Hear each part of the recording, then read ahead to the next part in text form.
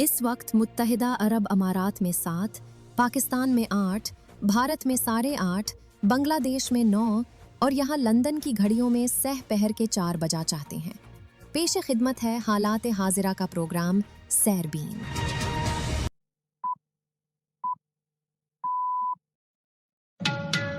सोलह जून के सैरबीन से जावेद चौधरी का सलाम।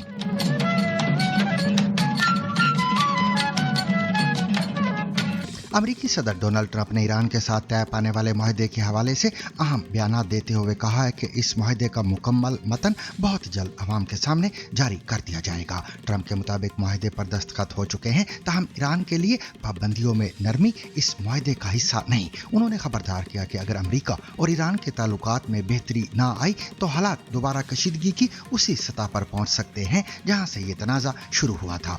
सदर ट्रंप ने यह भी वाज़ेह किया कि अमेरिका की जानिब से ईरान को $30 करोड़ दिए जाने की खबरें बेबुनियाद हैं और ये महज फेक न्यूज़ हैं। As you know, the first set is gone, the second set is gone, and we found the third set to be very smart, strong, very smart, but we ended up making a deal.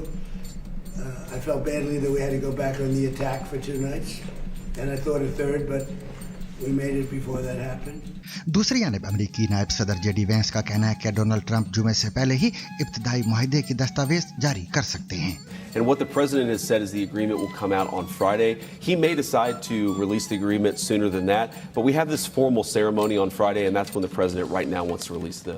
Iran के सदर मसूद पज़ेश्कियान का कहना है कि मुल्क के supreme leader Mojtaba Khamenei ने मुआहदे में मुल्क के कौमी मफाद के तहफ़्फ़ुज़ के लिए शिकों को शामिल करने में सबसे बड़ा किरदार अदा किया है, जबकि अब्बास अराक्ची का कहना है कि अब से लबनान पर कोई भी इसराइली हमला ईरान अमेरिका मुआहदे की खिलाफवर्जी तस्वुर किया जाएगा। Any military attack from the Zionist entity against Lebanon from now on will never be accepted. The continuation of the Israeli occupation to Lebanese territories is a violation of the Memorandum of Understanding. दूसरी जानब Israel के वज़ीर आज़म Binyamin Netanyahu ने कहा है कि हमारा हमेशा अमेरिकी सदर डोनाल्ड ट्रंप से मुकम्मल इत्तफाक राय नहीं होता। जंग अभी ख़त्म नहीं हुई और इसराइल को चौकस रहना होगा। חיי, עמדתי בה עד היום ואני אעמוד בה גם בעתיד. עם הסכם, בלי הסכם, לאיראן לא יהיה נשק גרעיני. לא היום ולא מחר. डॉक्टर्स विदाउट बॉर्डर्स का सूडान में अमले की जानिब से खुराक के बदले सेक्स के मुतालबे का एतराफ़। So when I visited a field project, there was a senior member of staff who was bringing girls back to the MSF house. Obviously, I couldn't know for certain that they were having sexual relationships, but it was implicit that they were. आलमी वबाओं का खतरा, जानिए मुस्तकबिल की आलमी वबाओं से बचने के लिए माहिरीन क्या काम कर रहे हैं। वैक्सीन पर बैनुल-अक़वामी कोशिशें जारी हैं। इन कोशिशों में इस बीमारी की प्लानिंग करना है जिसे डिजीज एक्स कहा जाता है। ये नाम एक ऐसे वायरस को दिया गया है जिसका इंसानों को अभी तक सामना नहीं हुआ और वो मुस्तकबिल में किसी वबा का सबब बन सकता है। समझदारी या बीमारी, जानिए क्या घर के अंदर जूते पहनने से आपकी सेहत को खतरा हो सकता है। पाकिस्तान के मारूफ मिज़ा निगार, ड्रामा नवीस और मुसन्निफ अनवर मकसूद का कहना है कि खामोशी ही सबसे अच्छी आज़ादी इज़हार राय है। अच्छे से अच्छे माशाल्लाह से बुरी जमहूरियत अच्छी, मगर ये जमहूरियत नहीं है हमारे यहाँ, जहाँ बोलने पे पाबंदी हो, जहाँ लिखने पे पाबंदी हो, जहाँ सोचने पे पाबंदी। आप सोच भी नहीं सकते, बहुत कर लिया हमने, थक गया। फुटबॉल वर्ल्ड कप में ईरान और न्यूजीलैंड का मैच 2-2 गोल से बराबर।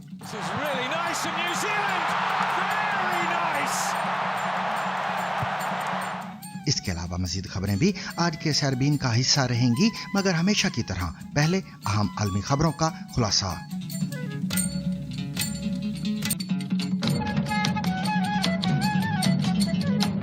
अमेरिका के सदर डोनाल्ड ट्रंप ने एक बार फिर ईरान के बारे में ऐसे बयानात दिए हैं जिन्होंने दुनिया भर की तवज्जो अपनी जानिब मबजूल कर ली है। ट्रंप का कहना है कि अमेरिका और ईरान के दरमियान होने वाले मुआहदे पर तमाम दस्तखत मुकम्मल हो चुके हैं। ईरान जौहरी हथियार ना बनाने पर आमादा हो गया है और मुआहदे का मतन भी जल्द मंजर आम पर आ जाएगा। As you know, the first set is gone, the second set is gone, and we found the third set to be very smart, strong, very smart, but we ended up making a deal.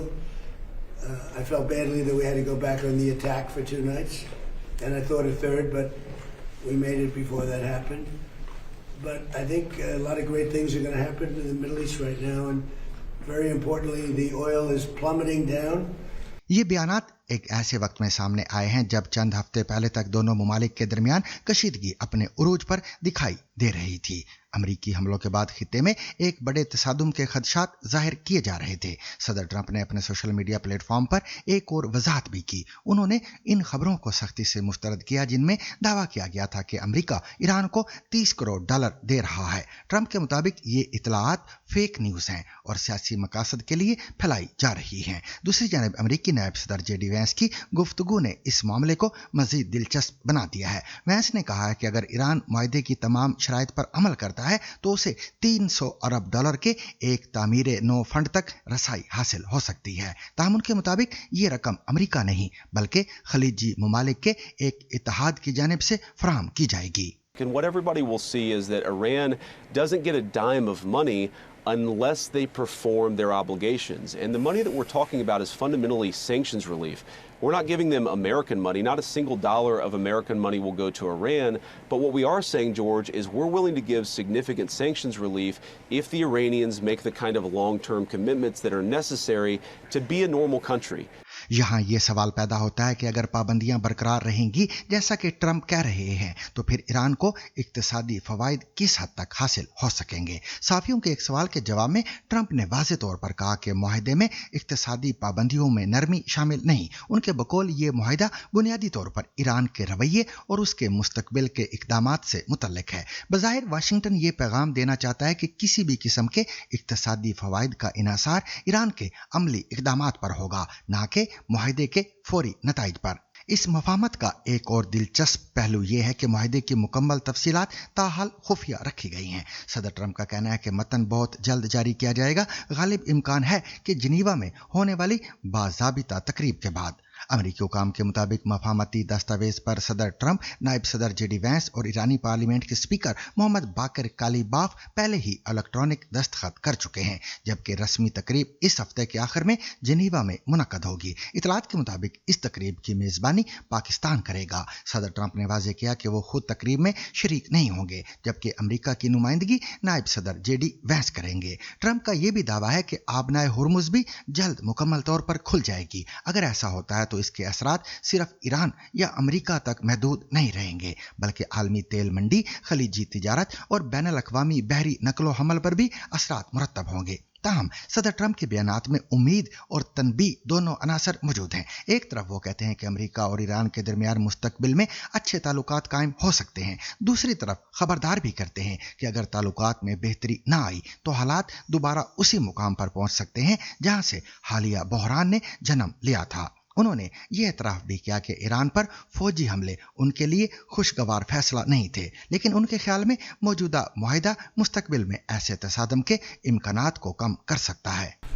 And we found the third set to be very smart, strong, very smart, but we ended up making a deal. I felt badly that we had to go back on the attack for 2 nights, and I thought a third, but we made it before that happened. But I think a lot of great things are going to happen in the Middle East right now, and very importantly, the oil is plummeting down, and the stock market is shooting up like a rocket today, like record kind of numbers, and the oil has taken its biggest plunge, and we're into the low numbers, not quite back yet, Kevin, to the extent, but we're getting close to the numbers we were before it all started, and the main thing is that Iran will not have a nuclear weapon.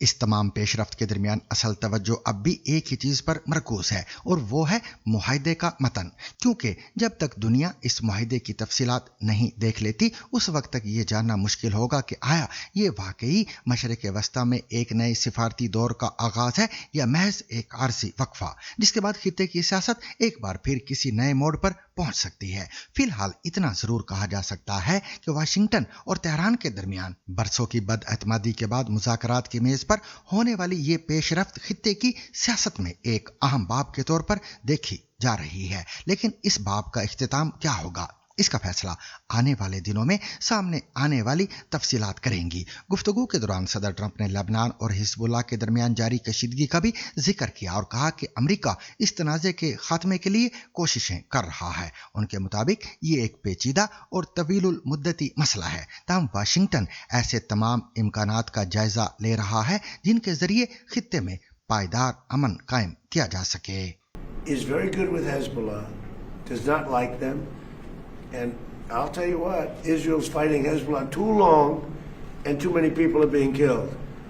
And you don't have to knock down an apartment house every time you're looking for somebody, because there are a lot of people in those apartment houses, and they're not all Hezbollah, that I can tell you. And I suggested to Israel to let Syria take care of Hezbollah. Because to be honest with you, I think they do a better job of doing it. अमरीकी नायब सदर JD Vance का कहना है कि अमरीकी सदर Donald Trump जुमे से पहले ही ईरान के साथ जंग के खात्मे के इब्तिदाई मुआहदे की दस्तावेज जारी कर सकते हैं। जेडी वैंस का यह बयान डोनाल्ड ट्रंप के उस ऐलान के बाद सामने आया है जिसमें उनका कहना था कि मुआहदे पर पहले ही साइन हो चुके हैं। वैंस ने अमरीका और ईरान के दरमियान तय पाने वाले मुआहदे को तकरीबन 1.5 सफ़ा तवील एक बहुत अमूमी दस्तावेज करार दिया है। अमरीकी नायब सदर जेडी वैंस का कहना है कि ईरान के साथ तय पाने वाले मुआहदे के तहत जोहरी मुआयनाकारों को ईरान में दाखिले की इजाजत होगी। अमरीकी नशरियाती इदारे NBC को दिए गए एक इंटरव्यू में वैंस से सवाल किया गया कि आया मुआहदे के तहत जोहरी मुआयनाकारों को दोबारा ईरान में दाखिले की इजाजत होगी या नहीं। इस सवाल के जवाब में वैंस का कहना था, हाँ बिल्कुल। मुआहदे के बुनियादी नुकात में से एक ये है कि IAEA और अमेरिका अफसुदा यूरेनियम का जखीरा खत्म करने में ईरान की मदद करेंगे और ये बिल्कुल वाज़ेह तौर पर मफाहमती याददाश्त में लिखा है। वैंस से पूछा गया कि क्या मुआहदे में इस तरह की कोई शिक शामिल है कि ईरान आबनाए हुर्मुज से गुजरने वाले जहाजों से टोल वसूल नहीं करेगा, ताहम उन्हें सर्विस फीस लेने की इजाजत होगी। इसके जवाब में वैंस का कहना था कि इब्तिदाई मुआहदे के तहत हम 60 रोज तक हतमी मुआहदे पर मुज़ाकरात करेंगे। इस दौरान बिना किसी टोल के आबनाए हुर्मुज में दाखिले और वहां से निकलने की इजाजत होगी। Some sequencing that the Pakistanis have been involved in this, the Qataris have been involved in this, and what the president has said is the agreement will come out on Friday. He may decide to release the agreement sooner than that, but we have this formal ceremony on Friday, and that's when the president right now wants to release the memorandum. The agreement says they are not getting a single dime of American money. That's just not what this is. What the agreement does say, Sean, is again, if the Iranians behave, and if there are sanctions relief, and if the Iranians are integrated into the world economy, we would invite other countries, not us, but other countries to invest in their country. That's fine, but only if they comply with the terms of the agreement.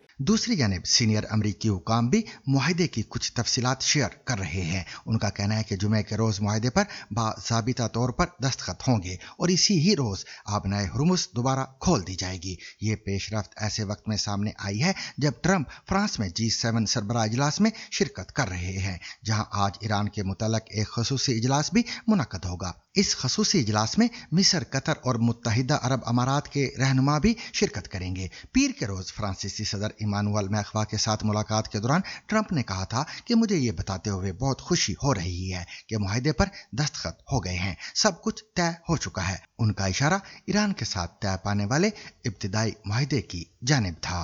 Before it all started, and the main thing is that Iran will not have a nuclear weapon. They fully agreed to that with strong policing powers, and they won't have a nuclear weapon, which is what it was all about, because they probably would have used it if they had it. America और Iran के दरमियान तय पाने वाली मुफाहमत पर जहां आलमी तवज्जो मरकूज है, वहीं ईरान के अंदर से आने वाले रद्द अमल भी इस मुआहदे की अहमियत को उजागर कर रहे हैं। ईरान के सदर मसूद पज़ेश्कियान ने इस मुआहदे को मुल्क के लिए एक अहम कामयाबी करार देते हुए कहा कि इसमें कौमी मफाद के तहफ़्फ़ुज़ को यकीनी बनाने में ईरान के सुप्रीम लीडर मुज्तबा खामनाई का बुनियादी किरदार रहा है। सोशल मीडिया प्लेटफॉर्म एक्स पर जारी अपने पैगाम में ईरानी सदर ने लिखा कि मुआहदे में शामिल बाज़ अहम शिकें बराह रास्त सुप्रीम लीडर की रहनुमाई और हिदायत का नतीजा हैं। उनके बकौल अगर मफाहमती याददाश्त की तमाम शिकों पर मुकम्मल और दुरुस्त अंदाज में अमल किया गया तो ये दस्तावेज मुस्तकबिल में ईरान के लिए बाइस फ़ख्र समझी जा सकती है। پزشکیان کا بیان ایک ایسے وقت میں سامنے آیا ہے جب ایران اور امریکہ کے درمیان طے پانے والے معاہدے کی تفصیلات ابھی تک مکمل طور پر منظر عام پر نہیں آئی۔ دونوں ممالک کی قیادت معاہدے کو اپنی سفارتی کامیابی کے طور پر پیش کر رہی ہے، لیکن اس کے حقیقی اثرات اور شرائط اب بھی بہت سے سوالات کو جنم دے رہی ہے۔ دلچسپ بات یہ ہے کہ معاہدے کے حوالے سے ایرانی سپریم لیڈر مجتبی خامنہ ای نے تاحال کوئی براہ راست عوامی بیان جاری نہیں کیا۔ مارچ میں اپنے والد آیت اللہ خامنہ ای کے انتقال کے بعد منصب سنبھالنے والے مجتبی خامنہ ای سیکیورٹی وجوہات کی بنا پر عوامی منظرنامے سے تقریباً غائب رہے ہیں، اگرچہ ایرانی ذرائع ابلاغ کے ذریعے ان سے منسوب متعدد تحریری پیغامات جاری کیے جا چکے ہیں۔ ایران کی موجودہ سیاسی صورتحال کو سمجھنے کے لیے یہ پس منظر بھی اہم ہے کہ سابق سپریم لیڈر آیت اللہ خامنہ ای رواں برس فروری میں ایک ایسے فضائی حملے میں ہلاک ہو گئے تھے جسے ایرانی حکام امریکہ اور اسرائیل کی مشترکہ کارروائی قرار دیتے ہیں۔ اسی حملے میں مجتبی خامنہ ای کے زخمی ہونے کی اطلاعات بھی سامنے آئی تھی، تاہم ان اطلاعات کی آزاد ذرائع سے مکمل تصدیق نہیں ہو سکی۔ ایران نے اعلان کیا ہے کہ آیت اللہ خامنہ ای کی نماز جنازہ اور تدفین کی مرکزی تقریبات آئندہ ماہ منعقد کی جائیں گی، جن میں ملک بھر سے لاکھوں افراد کی شرکت متوقع ہے۔ سیاسی مبصرین کے مطابق مسعود پزشکیان کی جانب سے معاہدے کا دفاع اور سپریم لیڈر کے کردار کو نمایاں کرنا دراصل ایرانی ریاست کے مختلف اداروں کے درمیان یکجہتی کا پیغام ہے۔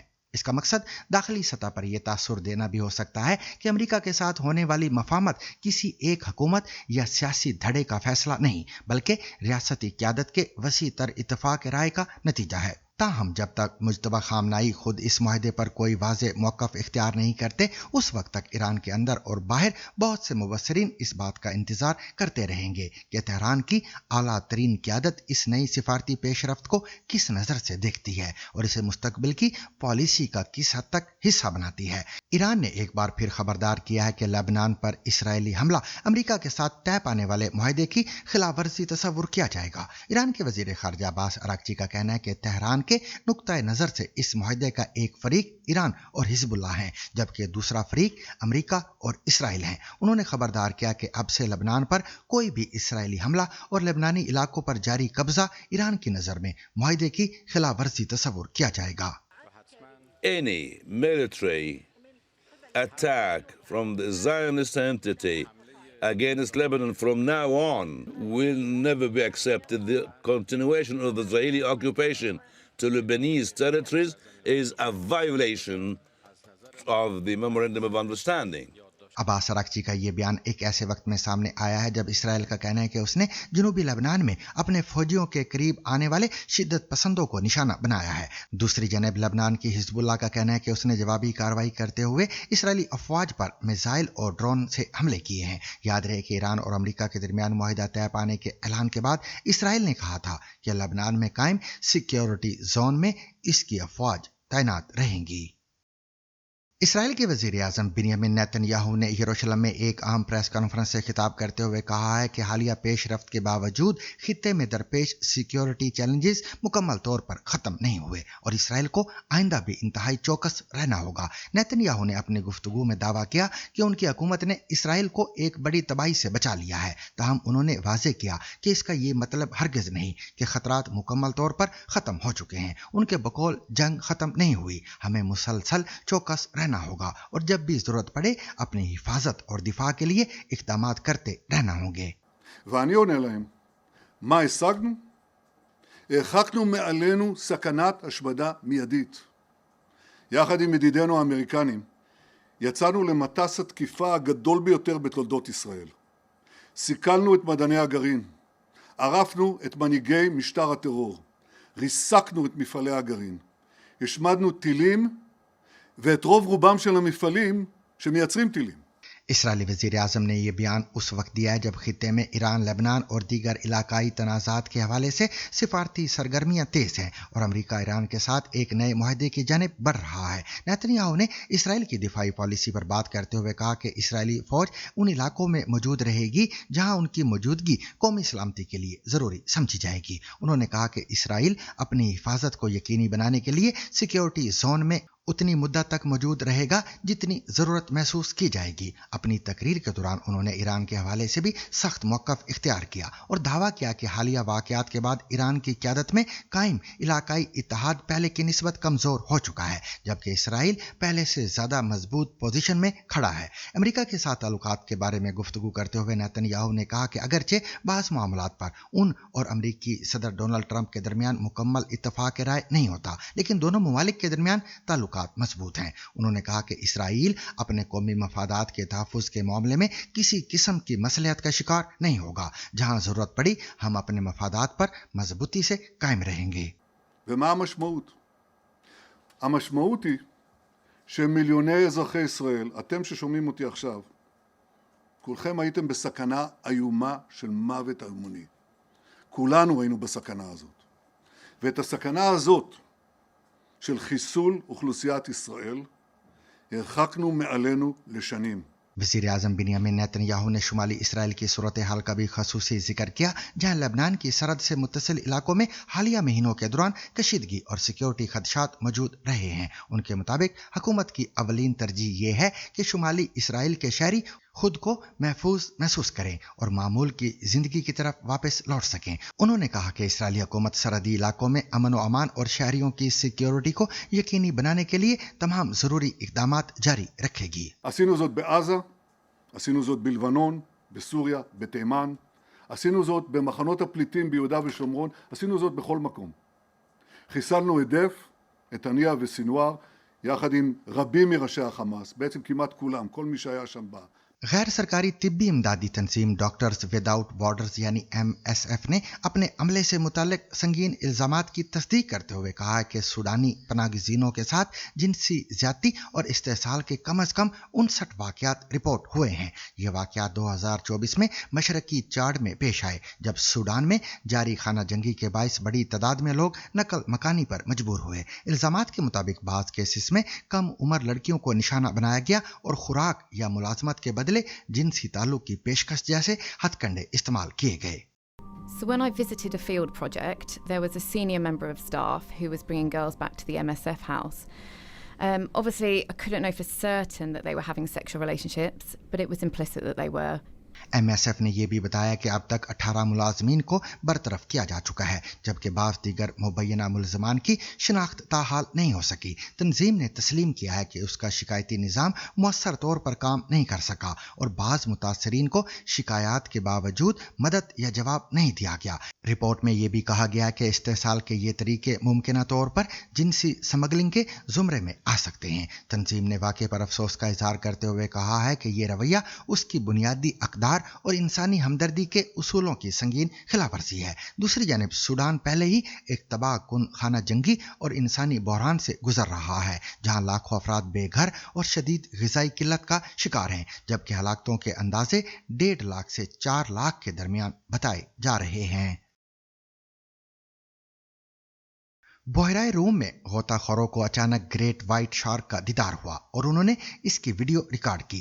ये शार्क्स अमूमन जनूबी अफ्रीका और ऑस्ट्रेलिया के साहिली इलाकों में पाई जाती हैं, लेकिन इनकी एक अलग आबादी बहराए रूम में भी मौजूद है, जहां ये नस्ल मादूमी के खतरे से दोचार है। साइंसदानों को उम्मीद है कि वाइट शार्क की मौजूदगी के नए शवाहिद शार्क के तहफ़्फ़ुज़ की हुकूमती कोशिशों को तक़वियत देंगे। मज़ीद तफसील खतीजा आरिफ से। बहराए रूम की गहराइयों में उतरते हुए एक माहौलियाती इदारे के लिए काम करने वाले गोताखोरों को अचानक गुज़िश्ता माह एक गैर मामूली दरियाफ्त हुई। वो एक डूबने वाले जहाज़ के मलबे से खोए हुए फिशिंग नेट्स ढूंढ रहे थे कि अचानक एक बड़ी मखलूक उनके सामने आ गई। गोताखोर डेरेक रिमर्स इस लम्हे को यूं बयान करते हैं। हम मलबे के करीब पहुंचे ही थे कि हम तीनों ने एक बहुत बड़ी शार्क देखी। जब मैं कैमरा चलाने की कोशिश कर रहा था तो मेरी उंगलियां कांप रही थीं। मेरा सबसे बड़ा डर ये था कि अगर मैं कैमरा ना चला पाया तो मैं इस गैर मामूली लम्हे को रिकॉर्ड नहीं कर पाऊंगा। ये शार्क सिसिली और ट्यूनिस के दरमियान खुले समंदर में देखी गई। रिमर्स इस बात पर जोर देते हैं कि अवाम को इससे घबराने की ज़रूरत नहीं। मेरे लिए अहम बात ये थी کہ کوئی بھی ڈرے نہیں، کیونکہ یہ واقعہ میڈیٹرینین کے مرکز میں پیش آیا۔ یہ ساحل کے قریب نہیں تھا جہاں لوگ خوفزدہ ہو سکتے تھے، اور یہ بھی کہ اس فوٹیج سے وائٹ شارک کا شکار نہ شروع ہو جائے۔ بحیرہ روم میں گریٹ وائٹ شارک معدومی کا شکار ہے۔ اس سمندر میں حد سے زیادہ ماہی گیری ہوتی ہے اور شارکس اکثر جالوں میں حادثاتی طور پر پھنس جاتی ہیں۔ سائنسدانوں کو امید ہے کہ وائٹ شارکس کے اس طرح کے غیر معمولی دیدار حکومتوں کو سمندروں میں محفوظ علاقے قائم کرنے پر آمادہ کریں گی تاکہ ان آبائی حیات کو بچایا جا سکے جو اس خطے میں دباؤ کا شکار ہیں۔ پچھلے کچھ عرصے سے نہ صرف ایبولا بلکہ ہانٹا وائرس کے وبا کے بارے میں بھی خبریں ہیڈ لائنز میں آئیں۔ ویسے تو ماہرین کا کہنا ہے کہ ان بیماریوں کا کووڈ-19 کی طرح پوری دنیا میں پھیلنے کا خطرہ نہیں ہے، لیکن کسی عالمی وبا کے پھیلنے کی کیا وجوہات ہو سکتی ہیں؟ مستقبل کی عالمی وباؤں سے بچنے کے لیے ماہرین کیا کام کر رہے ہیں اور ان بیماریوں کی نشاندہی کیسے کر رہے ہیں؟ جانیے عالیہ نسکی سے۔ تاریخ کی کچھ سب سے مہلک وبائیں ان بیماریوں سے شروع ہوئیں جو جانوروں سے انسانوں میں منتقل ہوئیں۔ اسے ہوسٹ سپل اوور کہا جاتا ہے۔ انسانوں میں پائی جانے والی تمام متعدی بیماریوں میں سے 60% سے زیادہ اسی طرح شروع ہوئیں۔ سائنسدان دہائیوں سے وباؤں پر نظر رکھے ہوئے ہیں، ان بیماریوں پر بھی جنہیں ہم جانتے ہیں اور ان نئی بیماریوں پر بھی جو اب سامنے آ رہی ہیں۔ دنیا بھر میں سامنے آنے والی وباؤں کی تعداد میں مسلسل اضافہ ہو رہا ہے۔ جو انفیکشن جانوروں سے انسانوں میں پھیلتے ہیں انہیں زوونوٹک ڈیزیزز کہا جاتا ہے۔ یہ جراثیموں کی وجہ سے ہوتے ہیں، جیسے کہ وائرس، بیکٹیریا یا پیراسائٹ۔ حالیہ وبائی امراض میں سے زیادہ تر کی وجہ وائرس رہے ہیں، جن میں کرونا وائرس، ایبولا اور ہانٹا وائرس شامل ہیں۔ وائرل جراثیموں کا خاص طور پر عالمی وباؤں سے گہرا تعلق رہا ہے۔ 1918 میں انفلوئنزا کی ایک بہت بڑی عالمی وبا آئی تھی جس نے اندازاً 20 سے 50 ملین لوگوں کی جان لی تھی۔ وائرس کو انسانی جسم میں داخل ہونے کے لیے متاثرہ جانور کے ساتھ قریبی یا براہ راست رابطہ ہونا ضروری ہے۔ یہ انفیکشن تب ہوتے ہیں جب صحت مند لوگ متاثرہ جانوروں کے فضلے، گوشت یا اس کے جسم سے نکلنے والے فلوئڈ سے رابطے میں آتے ہیں۔ جب بھی انسان اور جانور ایک دوسرے کے قریب آتے ہیں تو اس بات کا تھوڑا سا امکان ہوتا ہے کہ کوئی زوونوٹک بیماری ایک سے دوسرے میں منتقل ہو جائے۔ ایسے بہت سے واقعات میں ہمیں پتہ بھی نہیں چلتا کیونکہ یہ بیماریاں آتی ہیں اور خود ہی ختم ہو جاتی ہیں، لیکن کچھ معاملات میں ان میں سے کچھ جراثیم بہت زیادہ نقصان پہنچاتے ہیں۔ وباؤں میں اضافے کی ایک بڑی وجہ یہ ہے کہ لوگ اور جانور اب پہلے کے مقابلے میں ایک دوسرے کے بہت زیادہ قریب رہ رہے ہیں۔ اب اربنائزیشن بڑھ رہی ہے، جنگلات کاٹے جا رہے ہیں اور انسان ان علاقوں میں داخل ہو رہے ہیں جو پہلے بالکل محفوظ تھے۔ انسانوں میں بیماریاں پھیلانے والے سب سے بڑے ذرائع چوہے اور چمگادڑ ہیں، اور یہ شہری ماحول میں بہت تیزی سے پھلتے پھولتے ہیں۔ اور ہمارے شہروں میں صرف جانور ہی زیادہ نہیں ہوئے بلکہ انسان بھی زیادہ ہو گئے ہیں۔ دنیا کی 45% آبادی اب شہروں میں رہتی ہے۔ یہ 1950 کے مقابلے میں دگنے سے بھی زیادہ ہے۔ ماحولیاتی تبدیلیاں بھی جانوروں کے رہنے کی جگہوں اور ان کے رویے کو بدل سکتی ہیں۔ پھر ہم دیکھتے ہیں کہ ان کے کھانے یا پانی کی تلاش کی جگہوں میں تبدیلیاں آ رہی ہیں۔ ہم انسانوں کی طرف سے زمین کے استعمال میں تبدیلیاں دیکھتے ہیں۔ یہ سب کچھ جانوروں اور انسانوں کو ایک دوسرے کے قریب لا رہا ہے۔ اس کے علاوہ جنگوں اور مہنگائی کا مطلب یہ بھی ہو سکتا ہے کہ کھانا ملنا مشکل ہو گیا ہے۔ لوگ خوراک کے لیے دوسرے طریقے اپنانے پہ مجبور ہو سکتے ہیں، جیسے کہ بش میٹ کا استعمال۔ تو اب ہم انہیں براہ راست رابطے کے راستے سمجھ سکتے ہیں، کیونکہ وہ اصل میں جنگل سے اس کا شکار کرتے ہیں، اسے ذبح کرتے ہیں اور تیار کرتے ہیں۔ اور جو کچھ ہم کھاتے ہیں وہ بھی اس مسئلے کا حصہ ہو سکتا ہے۔ 1960 کی دہائی سے گوشت کی فارمنگ میں 5 گنا اضافہ ہوا ہے۔ یہ ہماری فوڈ چین میں ان ممکنہ جانوروں کی تعداد کو نمایاں طور پر بڑھا دیتا ہے جو کسی متعدی بیماری کے ہوسٹ بن سکتے ہیں۔ اس صورتحال کے پیش نظر ویکسینز پر بین الاقوامی کوششیں جاری ہیں۔ ان کوششوں میں اس بیماری کی پلاننگ کرنا ہے جسے ڈیزیز ایکس کہا جاتا ہے۔ یہ نام ایک ایسے وائرس کو دیا گیا ہے جس کا انسانوں کو ابھی تک سامنا نہیں ہوا اور وہ مستقبل میں کسی وبا کا سبب بن سکتا ہے۔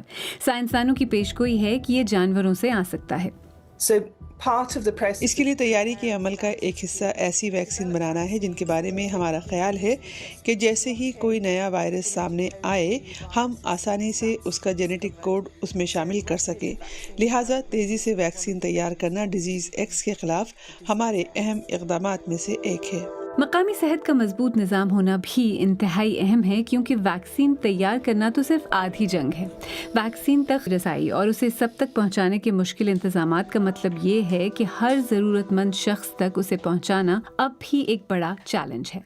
گھر کے اندر جوتے پہننے یا نہ پہننے کے بارے میں بحث ایک بار پھر سامنے آئی ہے، جس میں مختلف ممالک کی ثقافتی روایات اور صحت کے ماہرین کی رائے کو اجاگر کیا جا رہا ہے. مشرق وسطی ایشیا اور بلکان کے بیشتر خطوں میں گھر کے اندر جوتے پہننا غیر مہذب سمجھا جاتا ہے، جبکہ یورپ اور امریکہ کے کچھ حصوں میں اسے غیر ضروری پابندی قرار دیا جاتا ہے. جاپان میں یہ روایت انتہائی سخت ہے، جہاں گھروں کے داخلی حصے جینکان میں داخل ہوتے ہی جوتے اتارنا لازمی ہوتا ہے. اگر کوئی سیاح جوتے اتارنا بھول جائے تو فوری طور پر سخت رد عمل سامنے آتا ہے. لوگ تقریباً اچھل کر آپ سے کہتے ہیں کہ رکیں، اپنے جوتے اتار دیں. ماہرین کہتے ہیں کہ اس رد عمل کا محرک صحت بھی ہے اور فلسفہ بھی. علامتی طور پر دیکھا جائے تو باہر کی دنیا کی آلودگی، خطرے اور ہر اس چیز سے جوڑا جاتا ہے جو گندگی اور ناپاک ہو، جبکہ گھر ایک ایسی جگہ ہے جسے آپ صاف ستھرا اور پاکیزہ رکھنا چاہتے ہیں. بہت سی مذہبی رسومات اسی تصور کے گرد ترتیب دی گئی ہیں. ماہرین صحت کے مطابق جوتوں کے ذریعے باہر کی گندگی اور جراثیم گھر کے اندر منتقل ہو سکتے ہیں، جن میں ای کولائی اور اسٹیفلوکوکس جیسے بیکٹیریا شامل ہیں، جو بعض حالات میں سنگین انفیکشن کا سبب بن سکتے ہیں. تحقیق یہ بھی ظاہر کرتی ہے کہ یہ جراثیم قالین اور فرش پر کئی دن تک زندہ رہ سکتے ہیں اور دوبارہ انسانی رابطے میں آ کر صحت کے لیے خطرہ بن سکتے ہیں، خصوصاً بچوں اور کمزور مدافعتی نظام رکھنے والے افراد کے لیے. ڈاکٹرز کا کہنا ہے کہ کافی شواہد موجود ہیں کہ یہ جراثیم گھر میں زندہ رہ سکتے ہیں اور دوسروں میں منتقل ہو سکتے ہیں. ان کے مطابق یہ جراثیم کئی دن تک زندہ رہ سکتے ہیں اور گرم قالین پر تو ان کی زندگی مزید بڑھ جاتی ہے، حتیٰ کہ بعد میں دوبارہ زندہ ہو کر مزید انسانوں میں انفیکشن کا سبب بن سکتے ہیں. اور اگر آپ کسی بچے کے ساتھ قالین پر رینگ رہے ہوں تو جب آپ قالین پر دباؤ ڈالتے ہیں تو آپ جراثیم کو دوبارہ متحرک کر دیتے ہیں.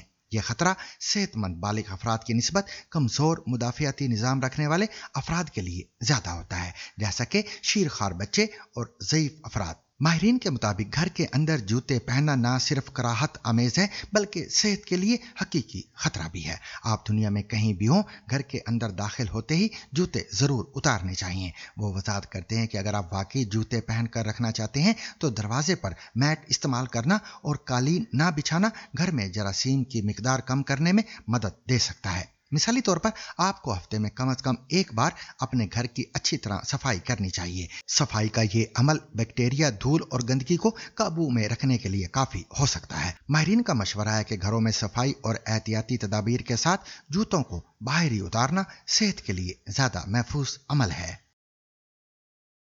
پاکستان کے معروف مزاح نگار، ڈرامہ نویس اور مصنف انور مقصود نے عمیر علوی سے خصوصی گفتگو کے دوران اپنے کیریئر، معین اختر، لوز ٹاک، تھیٹر، تنازعات، آزادی اظہار اور پاکستان کے بدلتے سماجی اور سیاسی حالات پر کھل کر بات کی ہے. ان کا کہنا ہے کہ آج کے دور میں خاموشی ہی سب سے اچھی آزادی رائے ہے، جبکہ لوز ٹاک آج بھی اس لیے مقبول ہے کیونکہ حالات اب تک نہیں بدلے. اچھے سے اچھے ماشاء اللہ سے بری جمہوریت اچھی مگر یہ جمہوریت نہیں ہے ہمارے یہاں، جہاں بولنے پہ پابندی ہو، جہاں لکھنے پہ پابندی ہو، جہاں سوچنے پہ پابندی ہو. آپ سوچ بھی نہیں سکتے. بہت کر لیا ہم نے، تھک گیا.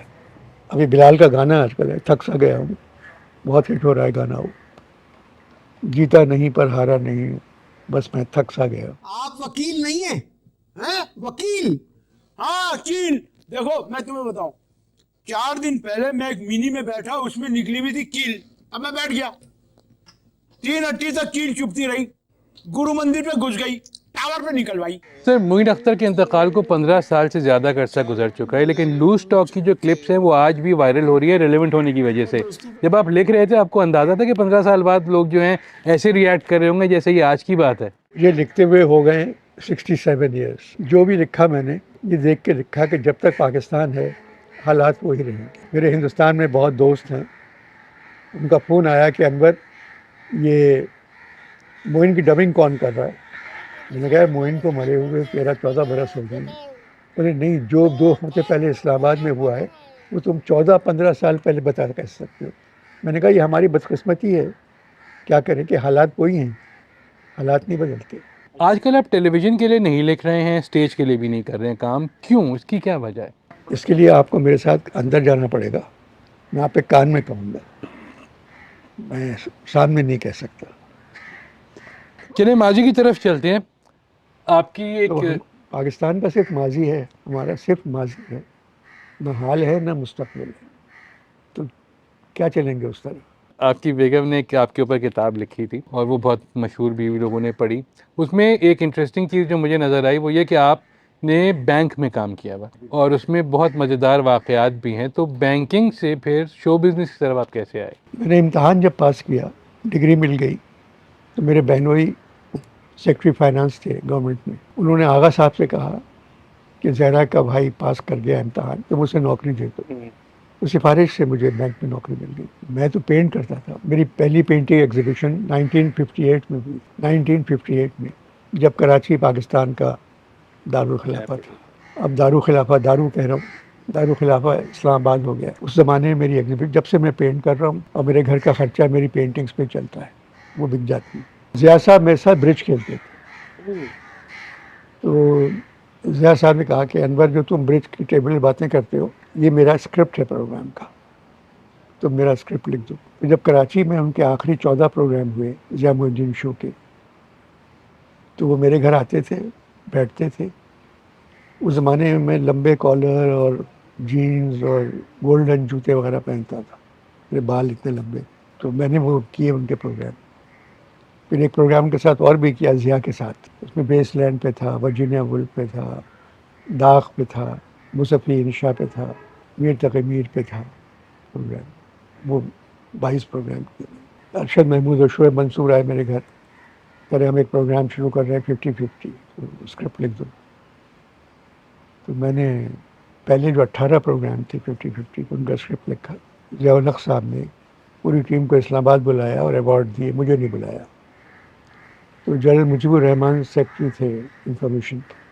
تو میں نے کہا سر ضیاء صاحب نے سب کو بلایا ہے، آپ مجھے نہیں بلایا.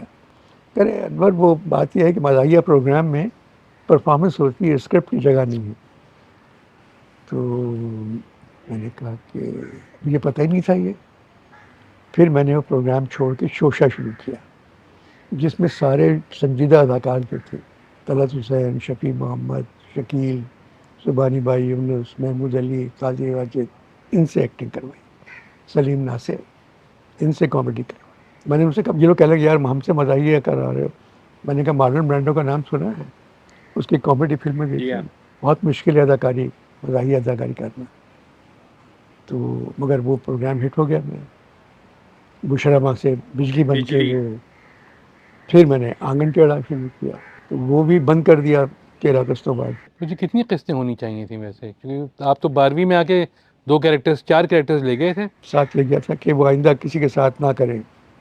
وہ کسی اور سے لکھوانا چاہ رہے تھے. کہتے ہیں کہ آپ نے چودھری کریکٹر جو ہے پنجابی، اس کی بہن ایک مہاجر پہ عاشق ہو رہی ہے. میں نے کہا نہیں بھائی خدا کے واسطے، اتنا اچھا چودھری تو پنجاب میں ہے ہی نہیں. صرف وہ اقبال کے شعر غلط پڑھتا ہے، وہ ہر چودھری کو حق ہے بولی پڑھنے کا. میرا چودھری نہ اس نے قتل کیا، نہ اس نے کوئی رشوت لی. تو بھولا بھلا آدمی ہے، محبت کرنے والا. وہ ایک دوستی ہے آپس میں پڑوسیوں کی. مگر بولے نہیں اس کو بند کر دیں، ہم اس کو کسی اور سے لکھواتے ہیں کیونکہ بہت مشہور تھا پروگرام. میں نے کہا لکھوائیں مت، میں ختم کر. تو میں نے پھر بشرا اور شکیل کو بوڑھا بنا کے آفٹر 60 ایئرس وہ میں نے. سر آپ نے مارشل لاء میں بھی پولیٹیکل کامیڈی کی، آپ نے جمہوریت میں بھی پولیٹیکل کامیڈی کی، اور آپ آج بھی پولیٹیکل کامیڈی کر رہے ہیں. آپ کو تینوں میں سب سے زیادہ مشکل کس دور میں پیش آئی؟ جمہوریت میں. مارشل لاء میں صرف ایک آدمی خلاف ہوتا ہے، جمہوریت میں سب ہو جاتے ہیں تو بہت مشکل ہے. مارشل لاء میں تقریر جب شروع کرنا پڑتی ہے تو صرف ایک آدمی کا نام لے کے تقریر شروع کرنا پڑتی ہے. جمہوریت پہ اسٹیج پہ جتنے بیٹھے رہتے ہیں سب کا نام لینا پڑتا ہے. اگر نام نہیں لو تو سب ناراض ہو جاتے ہیں، ہمارا نام نہیں لیا. تو جمہوریت ہے، اچھے سے اچھے ماشاء اللہ سے بری جمہوریت اچھی ہو، مگر یہ جمہوریت نہیں ہے ہمارے یہاں، جہاں بولنے پہ پابندی ہو، جہاں لکھنے پہ پابندی ہو، جہاں سوچنے پہ پابندی. آپ سوچ بھی نہیں سکتے. دیکھیے جب ٹیلی ویژن کے اوپر ناظمین آتے ہیں یا سیاستدان آتے ہیں بہت سنبھال کے بولنا پڑتا ہے.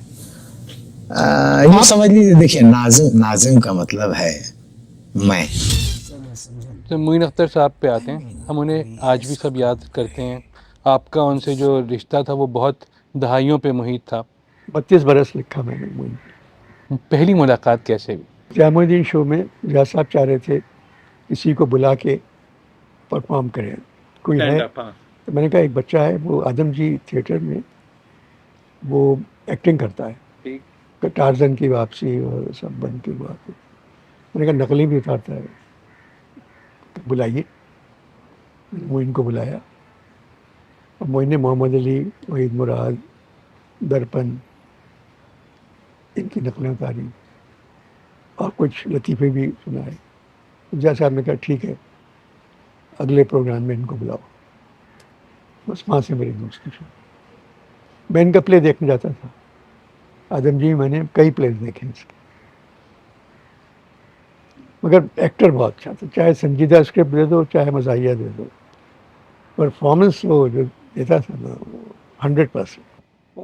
تو انڈرسٹینڈنگ جو تھی اوور دا ٹائم ڈیولپ ہوئی یا انسٹنٹ کلک ہو گئے تھے آپ لوگ؟ تھوڑا وقت لگا مجھے.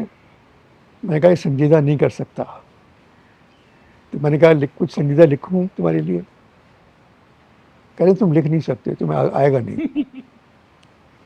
میں نے کہا میں کچھ لکھتا ہوں تمہارے لیے. میں نے ہاف منٹ لکھا, وہ بھی خالدہ ریاست کے کہنے پہ لکھا. خالدہ نے کہا کہ انور تم نے میرے لیے کوئی پلے لکھا نہیں ہے, مجھے کینسر ہے اور میں چاہتی ہوں ایک پلے تو لکھ دو میرے لیے. تو میں نے کہا تم کراچی میں کتنے دن ہو؟ بولے جب تک کہو گے میں رک جاؤں گی. میں نے کہا ایک ہفتہ رک جاؤ. ایک ہفتے میں میں نے یہ ہاف پلیٹ لکھا اور خالدہ نے جو پرفارم کیا نا, آئی تھنک کیا پرفارمنس تھی. اپنی تعریف کرتے ہیں بہت برا لگتا ہے. بہت لکھا ہے میں نے, مگر اچھی خوشی خبر یہ ہے کہ میری کوئی کتاب نہیں ہے. میں اس پہ آ رہا تھا, کیوں نہیں ہے؟ اتنا آپ اسکرین پہ کی کتاب جو ہے نکال سکتے ہیں, اپنے مزیدار انسیڈنٹس کے اوپر نکال سکتے ہیں. اوپر گئے میرے کمرے میں جی. کتابیں ہیں ہزاروں ہیں. اوپر کے خانے میں 4 کتابیں رکھی ہیں, قرآن شریف, کلیات میر, کلیات غالب, کلیات اقبال. ان 4 کتابوں پڑھ کے میری ہمت نہیں ہوتی کتاب لکھنے کی کہ میں کتاب لکھوں. وہی 4 کتابیں ہیں جو میں پڑھتا رہتا ہوں, روزانہ ہی پڑھتا ہوں. سر لوز ٹاک جو ہے آپ کا, اس پہ ایک زمانے میں جب وہ آتا تھا لوگ دیکھتے تھے, آج بھی دیکھ رہے ہیں. سب سے زیادہ بیک لیش آپ کو کس کیریکٹر پہ آیا؟ اس پہ کسی پہ نہیں آیا. 1-2 کیریکٹر تھے سندھی جو میں نے بنائے تھے. جتنا سندھ میں جاتا ہوں میں انٹیریر میں, اتنا جنہوں میرے خلاف لکھتے ہیں وہ بھی نہیں جاتے ہوں گے. میں جاتا ہوں اور میں نے جا کے ایک دفعہ کہا تھا کہ سندھ میں نے 2 چیزیں دیکھی ہیں, غربت اور پراڈو. تیسری چیز مجھ کو نظر نہیں آئی. بہت برا حال ہے انٹیریئر سندھ. اسکول ہوں, ہاسپٹلز ہوں. میں نے کئی لوگوں سے کہا کہ بھائی تھوڑا سا خیال کر لیں ان کا. 20 سال سے یہ لوگ حکومت میں ہیں, کیا بھی ہے انہوں نے, کئی جگہ کام بھی کیا ہے بہت, مگر اتنی برے حال ہیں کہ ایک دم ٹھیک نہیں ہو سکتا. لوز ٹاک سے دوبارہ کیوں نہیں آپ نے کیا معین صاحب کے بعد؟ وہ اس کرسی پہ کوئی مجھے بیٹھا نظر نہیں آیا. میں نے کوشش کی تھی, ان لوگوں نے, ایئر وائی نے بہت کوشش کی کہ اس کو ختم نہ کریں, اس کو کنٹینیو رکھیں. جو نئے لڑکے میں نے ٹرائی کیے اپنی طرف سے کچھ کرتے ہیں. معین جو لکھا ہوا تھا وہی کرتا تھا. اسکرپٹ میں یہ بھی لکھا ہوتا تھا کہ معین تم کو یہاں کھانسنا ہے, بیک سائڈ پہ یہاں معین کھانسے گا, اور کیمرہ مین کو معلوم تھا کہ یہاں کھانسے گا تو کیمرہ معین کے منہ پہ ہوتا تھا. یہاں معین انک اتار کے میری طرف پھینکے گا اور پھر ٹانگ اٹھا کے میز پہ رکھے گا. یہ بھی اسکرپٹ میں لکھا ہوا, یعنی میں جا رہا ہوں, یہ بھی اسکرپٹ میں لکھا ہوا. تو میں نے معین سے کہا جب تک اسکرپٹ پہ چلیں گے تو معلوم ہوگا بات کر رہے ہیں, یہ کوئی لکھا ہوا نہیں بول رہا. تو وہی ہوا. آپ کنٹرول کیسے کرتے تھے اپنی ہنسی؟ کیونکہ جو وہ کر رہے ہوتے تھے اس پہ آپ غصہ کر رہے ہوتے تھے. وہ غصہ تو دکھاوا تھا, آپ کو ہنسی کیسے کنٹرول ہوتی تھی؟ کئی دفعہ معین لڑا مجھ سے کہ تم ہنستے کیوں نہیں ہو میری حرکت پہ, تمہاری لکھی ہوئی ہے. میں نے کہا ساری زندگی ضبط کیا ہے. آپ کا پلے تھا 14.5 اگست جو ابھی جس پہ ایک کنٹروورسی ہوئی تھی کہ وہ چلتے چلتے اس کو روک لیا گیا تھا اور پھر کچھ شاید ایڈٹ کر کے اس کو دوبارہ، تو ایسا کیا تھا اس میں جس کو ایڈٹ کرنا پڑا؟ کیونکہ وہ پلے تو ہم نے کراچی میں بھی دیکھا تھا. کوئی وہی مل گیا تھا سر رات چلتے چلتے، ان کو اچھا نہیں لگا، تو میں نے کہا ٹھیک ہے بھائی اس کو آپ روک دیں. میں نے سیاچن کیا تھا سپاہیوں کے لیے، سیاچن میرا بہت اچھا پلے گیا تھا، بہت پاپولر. ایک آرگیومنٹ تھا اس پہ، ابھی جو دوبارہ ہوا ہے تو اس میں اپڈیٹ نہیں کیا آپ نے، نام سارے کرکٹرز کے وہی ہیں جو پرانے والوں کے تھے، وہ چینج وینج کچھ نہیں ہوا، تو اب تو ہونا چاہیے تھا نہیں؟ وہ آئی ایس پی آر نے اسی وجہ سے پرمیشن دیے کہ اسی پلے کو آپ کریں گے. اس میں دعوت سے غلطی ہو گئی، انہوں نے عاصم منیر صاحب کا نام بیچ میں لے لیا. بعد میں نے معافی مانگی جا کے، میں نے کہا میرے اسکرپٹ میں نہیں ہے یہ. جب یہ پلے آیا تھا اس وقت عاصم منیر تو گجراوالا میں وغیرہ تھے کہیں. سر ایک اور کنٹروورسی جو آپ کے ڈراموں پہ ابھی نظر آئی ہے وہ ہے کہ آپ اس میں لسانیت کو جو ہے وہ ایک طرح سے مزاح کے طور پہ پیش کرتے ہیں، کیریکٹرز جو ہوتے ہیں، تو نوجوان نسل اس کو صحیح نہیں سمجھتی ہے، آپ اس بارے میں کیا کہیں گے؟ وہ نوجوان نسل صحیح نہیں سمجھتی جن کا یوٹیوب پہ کچھ چلتا ہے بلا وجہ کا، مطلب یہ کہ اپنے نمبر بڑھانے کے لیے. مجھے کبھی، میں نے کسی کے خلاف کبھی جواب نہیں دیا، سب نے کہا مجھ سے، بلکہ چیف منسٹر سے انہوں نے کہا کہ آپ جواب کیوں نہیں دیتے ہیں؟ میں نے کہا کیا جواب دینے کے لیے جو آدمی بات کر رہا ہے وہ برابر ہونا چاہیے کھڑا ہوا. مجھے بہت نیچے جانا پڑے گا ان کو جواب دینے کے لیے. کرنے دیں انہیں، اگر ان کو ویوز مل جاتے ہیں میرے خلاف بات کر کے ملنے دیں، اچھی بات ہے، پیسہ کمائیں. سر آزادی رائے پہ آپ نے کہا کہ اس وقت جو حالات چل رہے ہیں، آج کے دور کا موازنہ اگر آپ ماضی سے کریں تو کیا ڈفرینس ہے؟ ماضی میں گیجٹس نہیں تھے، سوشل میڈیا نہیں تھا، اب یہ ایک جادو کی پٹاری آ گئی ہے. جن کے پاس ہے یہ پلیٹ فارم وہ تو بول رہے ہیں، جن کے پاس نہیں ہے وہ چپ ہیں. اکبر آبادی کا شعر ہے، جو دل میں ہے وہ لا نہیں سکتے زبان پر، جو ہے زبان پہ دل کو نہیں اس سے فائدہ. جو دل میں ہے وہ لا نہیں سکتے زبان پر. میں نے آپ سے پہلے کہا تھا کہ اب خاموشی جو ہے یہ سب سے اچھی اظہار رائے ہے. اب خاموش ہیں، لوگ سمجھ جاتے ہیں کیوں خاموش. فیض صاحب نے 50-60 برس پہلے لکھا تھا، اب صاحب انصاف ہے خود طالب انصاف. سر نثر میں آپ لکھتے لکھتے اچانک شاعری میں چلے گئے، انڈین فلم میں گانا لکھ دیا، البمز لکھ دیا آپ نے اسٹرنگز کے، تو یہ سب کیسے ہوا؟ شروع میں نے شاعری سے کی تھی ابتدا، مگر جب میں نے زہرا آپا کی شاعری سنی تو میں نے توبہ کر لی کہ ایسی شاعری میں نہیں کر سکتا. جب میں 6ٹھی کلاس میں تھا تو ایک مشاعرے میں گیا تھا، تو وہاں میں نے اپنی غزل سنا دی. شہر لگتا ہے مجھے کیسا بیاباں کی طرح، اب تو دیوار کا سایہ بھی ہے مہماں کی طرح. جانی پہچانی مگر بھولی ہوئی راہوں پر، یاد کو ساتھ لیے بیٹھے ہیں ساما کی طرح. میری ہر صبح نئے درد کا عنوان بنی، میری ہر شام ہوئی شام غریباں کی طرح. 6ٹھی کلاس میں تو آپ نے لکھا ہے؟ پھر ایک مشاعرے میں نے اپنی ایک چھوٹی سی نظم بھی سنا دی. کتنی ویران ہے شب کیسا انجانا نگر، کھڑکیاں بند ہیں دروازے نہیں ملتے مجھے، جانے کس سمت نکل جائیں یہ جی ڈرتا ہے. دور سے آئی صدا اجنبی تیرے لیے شہر بھی ہے ہم بھی ہیں، میرے کانوں نے سنی دور سے پائل کی جھنک، پاؤں بڑھنے لگے اس سمت میرے پیار کے ساتھ. دل نے سوچا کہ چلو آج کی شب کسی مرجھائے ہوئے پھول کی خوشبو ہی سے. یہ میٹرک والی نظر. فراز صاحب آنے کہتے تھے کس سے لکھوا رہے ہو؟ میں نے کہا میں ہی لکھتا ہوں، کیا کروں. پھر میں نے چھوڑ دی شاعری، پھر گانے لکھے. پہلے ہوتے تھے سکٹس، اب ہوتی ہیں میمز. کیا پاکستان میں مزاح کرنے اور سہنے کی جو برداشت ہے وہ کم ہو رہی ہے؟ مزاح سہنے کی برداشت کے لیے پڑھا لکھا ہونا ضروری ہے. جب تک تعلیم نہیں ہے اس کے بعد آپ کو حق آپ ناراض ہو جائیں، پھاڑ دیں، پتھر ماریں. اگر آپ پڑھے لکھے ہیں تو درگزر کرتے ہیں. یہاں تعلیم ہی نہیں ہے، کیا کریں.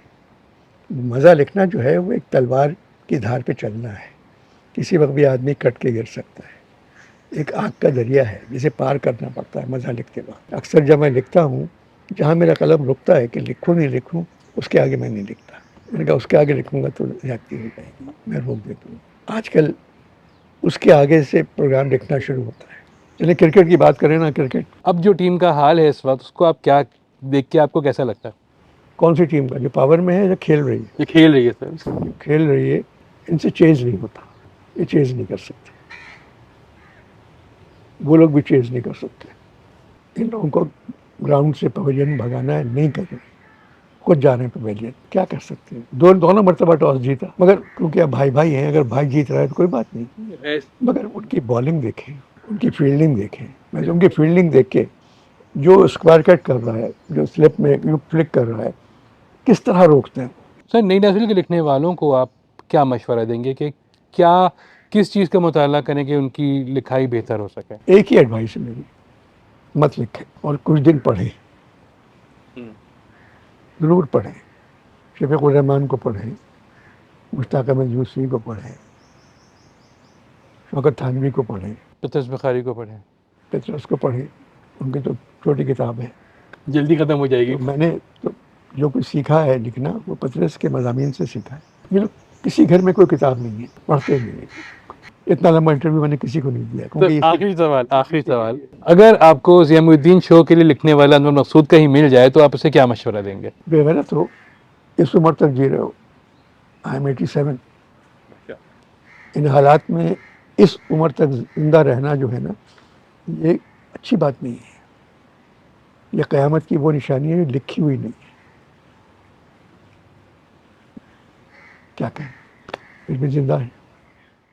और खेल के मैदान से ये खबर है कि फुटबॉल वर्ल्ड कप में ईरान और न्यूजीलैंड का मैच 2-2 गोल से बराबर हो गया है। लॉस एंजलिस में खेले जाने वाले मैच के दौरान न्यूजीलैंड की टीम ने 2 बार बढ़तरी हासिल की, ताहम दोनों मरतबा ईरान ने गोल करके फर्क बराबर कर दिया। मैच के दूसरे हाफ में ईरानी टीम गालिब रही और इसने न्यूजीलैंड के गोल पर मुतअद्दिद हमले किए, लेकिन बिलाखिर दोनों टीमों के दरमियान मुकाबला बराबर रहा। This is really nice for New Zealand. Very nice. और सामीन, इसके साथ ही आज का सैरबीन भी अपने इख्तिताम को पहुंचा। मुझे और मेरी पूरी टीम को कल तक के लिए इजाजत दीजिए, लेकिन इजाजत लेने से पहले अब तक की खास खबरें।